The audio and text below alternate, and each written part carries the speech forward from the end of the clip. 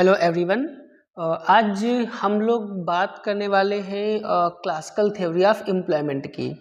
वैसे जो classical theory of employment के जो चार पिलर्स हैं, Say's law of market, wage price flexibility, equality between saving and investment and quantity theory of money. इसमें से सेज लॉ ऑफ मार्केट हम लोग ऑलरेडी कर चुके हैं, तो सेज लॉ ऑफ मार्केट का वीडियो आप जाके देख सकते हैं। आज हम लोग दूसरी थ्योरी जो वेज प्राइस फ्लेक्सिबिलिटी थ्योरी है वो बेसिकली हम लोग करने वाले हैं। कौन सी थ्योरी हम लोग को आज पढ़ना है? आज हमें वेज प्राइस फ्लेक्सिबिलिटी थ्योरी हमें पढ़नी है। वेज प्राइस फ्लेक्सिबिलिटी थ्योरी हमें पढ़नी है। वैसे एक क्लासिकल अप्रोच है क्लासिकल थ्योरीज में से, तो इकोनॉमिक्स की जो भी थ्योरीज हैं या इस तरीके की जो भी चीज़ें हैं, इन सब से पहले तो इन सब में जब भी हम थ्योरीज पढ़नी होती हैं तो इनकी कुछ एजम्पशंस होती है। Basic assumptions rules and regulations like होते हैं कि जब ये एजम्पशंस होंगी तो ही ये थ्योरीज काम करेंगी, अदरवाइज ज़रूरी नहीं है कि थ्योरीज काम करेंगी। तो क्लासिकल थ्योरी ऑफ एम्प्लॉयमेंट क्या जो सेकेंड प्लेयर है, जो दूसरी थ्योरी है वेज प्राइस फ्लेक्सिबिलिटी थ्योरी, इसके हम पहले एजम्पशंस देख लेते हैं कि कौन कौन सी एजम्पशंस फुलफिल होंगी या टर्म्स कंडीशंस होंगी तो ये थ्योरी काम करेगी। फिर हम लोग थ्योरी पे चलते हैं। तो जो एजम्पशन है इस थ्योरी की कि ये सारी चीज़ें फुलफिल होनी चाहिए, क्या है? वेज प्राइस फ्लेक्सिबिलिटी थ्योरी मानती है कि there is the existence of full employment without inflation. ये थ्योरी क्या कहती है कि इकोनॉमी में क्या होना चाहिए? There is the existence of full employment. हमेशा क्या होना चाहिए?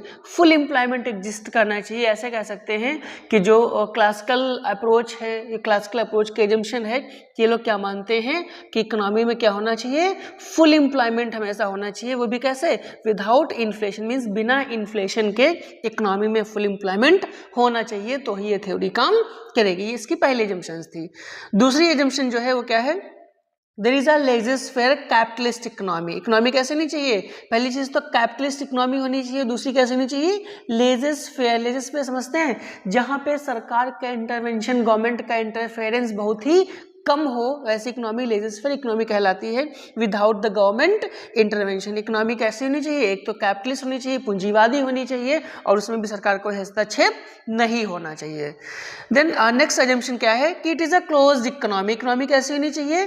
क्लोज इकोनॉमी होनी चाहिए। It means the doors of the economy are close for rest of the world without foreign trade. मतलब इकोनॉमी क्लोज इकोनॉमी होनी चाहिए जिसमें कोई फॉरेन ट्रेड ना हो। मतलब ऐसी इकोनॉमी हो जिसमें ना तो एक्सपोर्ट हो रहा हो ना तो इंपोर्ट हो रही हो, तो ही ये थ्योरी काम करेगी। नेक्स्ट एजम्पशन जो है वह there is a perfect competition. क्या होना चाहिए इकोनॉमी में? परफेक्ट कंपटीशन होनी चाहिए, पूर्ण प्रतियोगिता होनी चाहिए। किस किस में? Labour and product market. मतलब जो लेबर मार्केट है और जो प्रोडक्ट मार्केट है उसमें क्या होना चाहिए? परफेक्ट कंपटीशन प्रिवेल होना चाहिए, तभी ये थ्योरी काम करेगी, अदरवाइज जरूरी नहीं है। And the next assumption is labour is homogeneous. Labour कैसा होना चाहिए? होमोजीनियस होना चाहिए। मतलब लेबर की जो भी यूनिट्स हैं वो कैसी होनी चाहिए?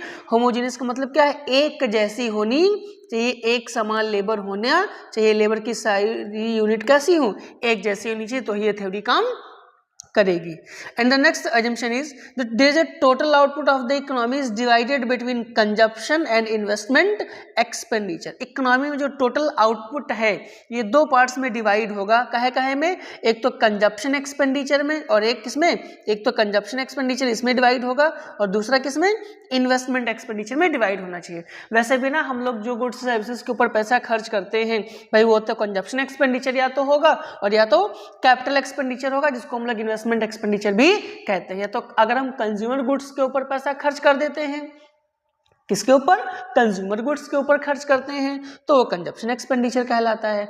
और अगर कैपिटल या प्रोड्यूसर गुड्स के ऊपर खर्च करते हैं तो वो इन्वेस्टमेंट एक्सपेंडिचर कहलाता है।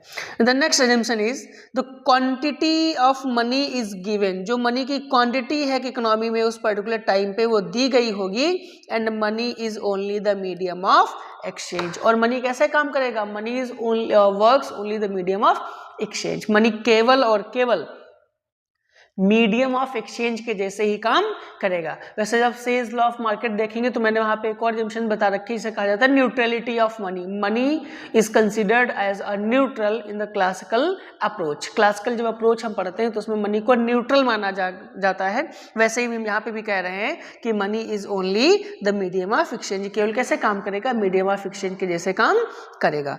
And next assumption is wages and prices are perfectly flexible. जो वेजेस हैं, जो मजदूरी की दरें हैं और जो गुड्स एंड सर्विसेज के प्राइसेस हैं वो कैसे हैं, वो परफेक्टली फ्लेक्सिबल है। वेजेस एंड प्राइसेस फ्लेक्सिबल हैं, रिजिड बिल्कुल भी नहीं है कि एक बार जो वेज और प्राइस फिक्स कर दी गई वही फिक्स रहेंगी, ऐसा बिल्कुल भी नहीं होगा। क्लासिकल अप्रोच में वेजेस और प्राइसेस कैसे हैं, फ्लेक्सिबल हैं, ये चेंज हो सकते हैं।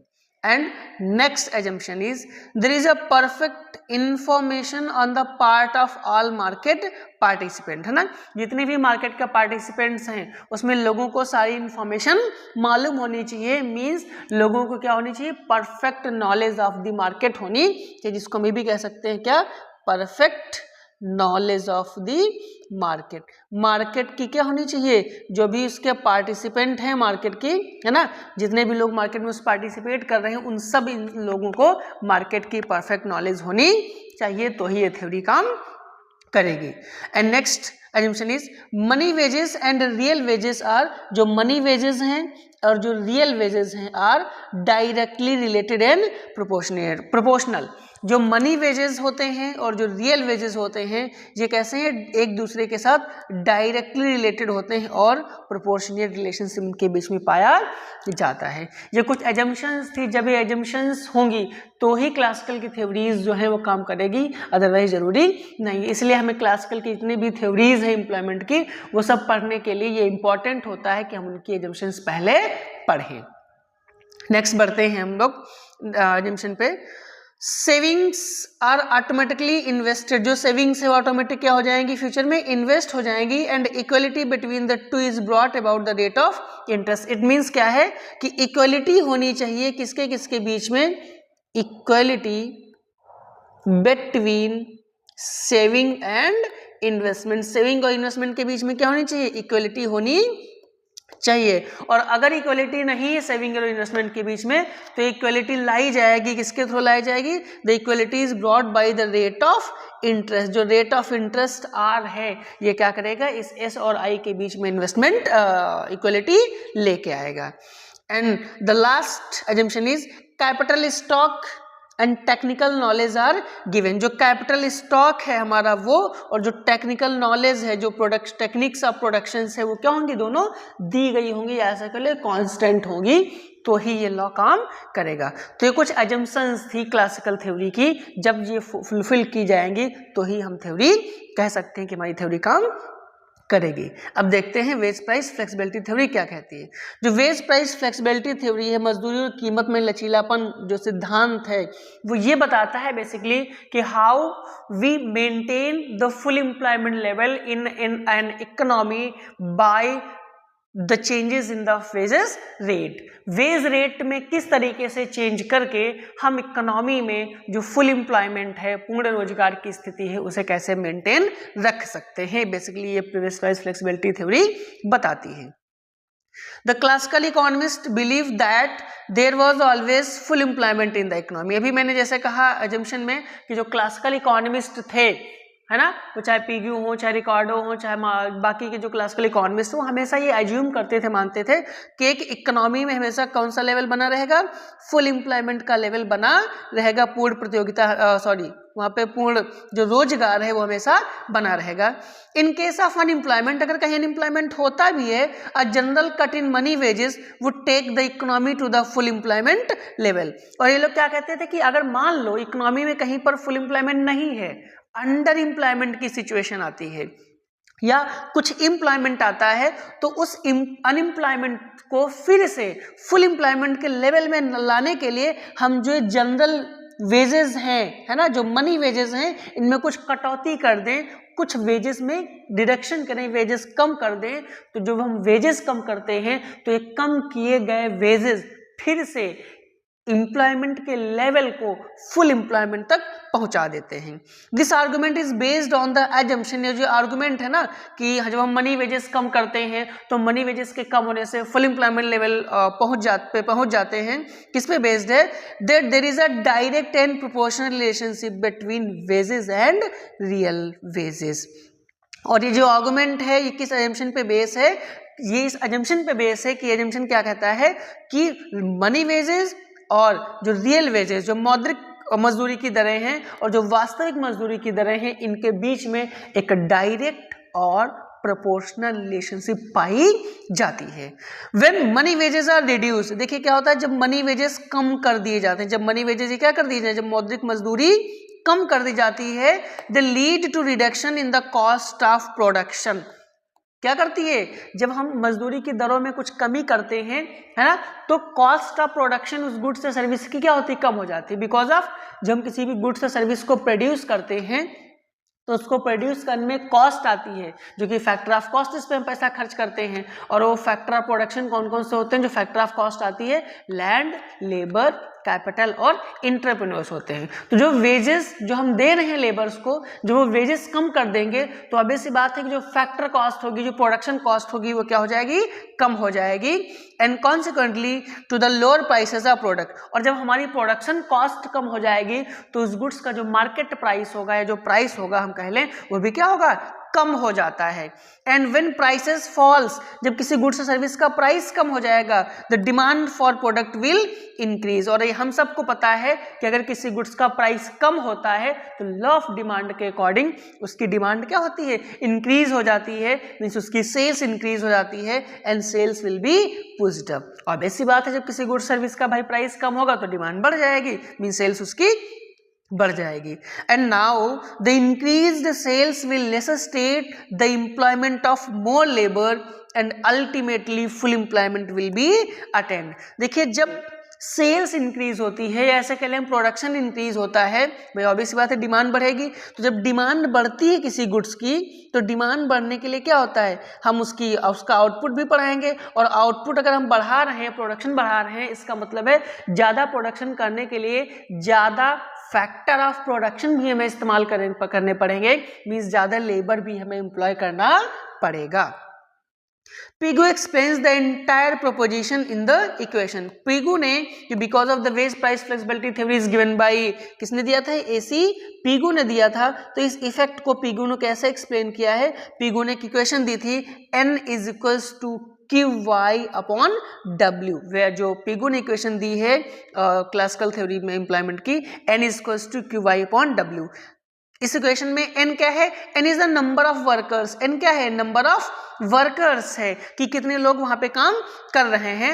And Q is the fraction of income and as wages. और Q क्या है? उन लेबर्स के इनकम का वो पार्ट है जो वो लेबर वेजेस के थ्रू कमा रहे हैं। And Y is the national income. Y क्या है? नेशनल इनकम है। And W is the money wage rate, और W क्या है? मनी वेज रेट है। n can be increased by a reduction in W। हम n मीन्स नंबर ऑफ जो labours है ये इंक्रीज कर सकते हैं, कैसे? W को कम करके। Thus the key to full employment is a reduction in money wages. जो की फैक्ट है किसका? फुल एम्प्लॉयमेंट लेवल का। कैसे हम फुल एम्प्लॉयमेंट लेवल अचीव कर सकते हैं? इसके लिए हमें क्या करना पड़ेगा? Reduction in money wages, money wages में कमी करनी पड़ेगी। Because when prices fall with the reduction of money wages, real wages is also reduced in the same proportion. तो मनी रियल वेजेस भी क्या होते हैं? उसी प्रोपोर्शन से कम हो जाते हैं। अगर इस इक्वेशन को थोड़ा सा हम डिटेल देखें तो ऐसे लिख सकते हैं कि पिगू ने इक्वेशन दिया था, n is equals to QY upon W। W क्या है? यहाँ पे वेजेस है। अगर हम ये डिनोमिनेटर वेजेस को कम कर देंगे तो ऑब्वियस सी बात है n की वैल्यू क्या हो जाएगी? बढ़ जाएगी। इट मीन्स अगर ये वेज रेट है ना, ये वेज रेट हम कम कर दें तो number of employed person n क्या हो जाएगा? इंक्रीज हो जाएगा। It means if there is a flexibility in the wages, अगर हम वेजेस क्या करेंगे? फ्लेक्सिबल कर दें तो नंबर ऑफ एम्प्लॉयड पर्सन क्या हो जाते हैं? बढ़ जाते हैं, जो कि एसी पिगू ने अपनी वेज प्राइस फ्लेक्सिबिलिटी थ्योरी में बताया था। Finally in the form of conclusion, हम कंक्लूजन के फॉर्म में ये कह सकते हैं कि वेज प्राइस फ्लेक्सिबिलिटी थ्योरी में क्या क्या है पिगू ने कि अगर हम वेज रेट क्या कर दें, कम कर दें, अगर हम वेजेस कम कर देते हैं, because wage is the one of the factors of the factor of production. जो मजदूरी है या जो लेबर है वो फैक्टर ऑफ प्रोडक्शन जिनका हम इस्तेमाल किसी गुड्स या सर्विस को प्रोड्यूस करने में करते हैं उसमें से एक फैक्टर्स है। तो जब वेज रेट कम कर देंगे तो जो कॉस्ट ऑफ प्रोडक्शन है, प्रोडक्शन कॉस्ट, वो भी क्या हो जाएगी, प्रोडक्शन कॉस्ट हमारी कम हो जाएगी। जब प्रोडक्शन कॉस्ट कम हो जाएगी तो ऐसे कह सकते हैं कि उस गुड्स का जो प्राइस है भाई वो भी कम हो जाएगा। जब किसी गुड्स का प्राइस कम हो जाता है तो उसकी जो डिमांड है वो डिमांड क्या होती है, डिमांड बढ़ जाएगी। और जब उस गुड्स की डिमांड बढ़ जाएगी तो उसका आउटपुट भी क्या होगा, आउटपुट भी बढ़ेगा। और अगर हमें आउटपुट बढ़ाना है किसी गुड्स का, मीन्स ज़्यादा प्रोडक्शन करना है, तो उसके लिए लैंड, लेबर, कैपिटल, ये सारे फैक्टर्स भी हमें ज़्यादा इस्तेमाल करने पड़ेंगे, है ना। इसका मतलब एम्प्लॉयमेंट का लेवल भी हमें क्या करना पड़ेगा, ज़्यादा करना पड़ेगा, एम्प्लॉयमेंट बढ़ाना पड़ेगा। और एम्प्लॉयमेंट बढ़ते बढ़ते किस एम्प्लॉयमेंट लेवल पे आ सकता है, फुल एम्प्लॉयमेंट के लेवल तक आ जाता है, इसके बाद कोई लेवल नहीं होता। इट मीन्स कि वेज प्राइस फ्लेक्सिबिलिटी थ्योरी में AC पिगू ने कहा था कि किस तरीके से जब हम वेजेस को फ्लेक्सिबल करते हैं, वेजेस में कटौती करते हैं, कमी करते हैं, तो कैसे हम फुल एम्प्लॉयमेंट लेवल तक पहुंच सकते हैं। ये AC पिगू की वेज प्राइस फ्लेक्सिबिलिटी थ्योरी थी। आई होप कि आपको ये थ्योरी समझ में आई होगी। अगर आपको ये थ्योरी समझ में आई है, ये वीडियो अच्छा लगा है, तो वीडियो को लाइक और चैनल को सब्सक्राइब करना मत भूलिएगा। Thank you.